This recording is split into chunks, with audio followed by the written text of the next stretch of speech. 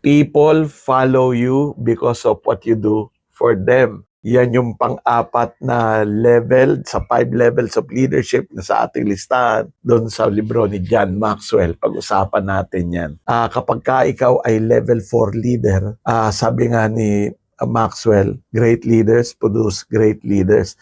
You multiply yourself so that you can produce more leaders for the organization, or at the very least, help people achieve their full potential.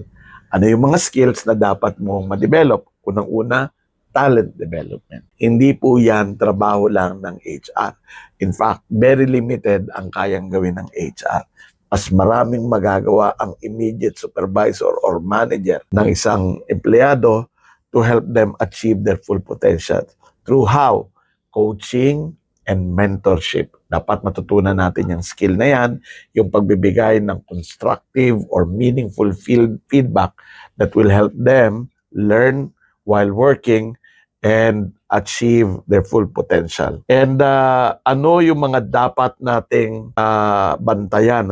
Ito yung mga signs na you're struggling at level 4. Una, yung failure to delegate or empower.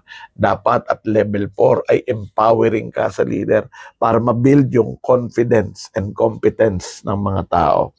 Yung shallow bench, kapag ka may magre-resign, natatakot tayo kasi walang papalit. So, ibig sabihin, walang mga level 4 leaders na nagko-coach or nagme-mentor to have successors in the organization. Lack of empowerment. Again, micromanaging is a sign that you're not at level 4 yet. And when the leader resist change. Kasi in order to lead effectively, we need to be open and interested in changing and improving. No? So you cannot grow if you don't allow your people to grow. Sa inyong level 4, banta natin yung level 5 dun sa susunod nating video.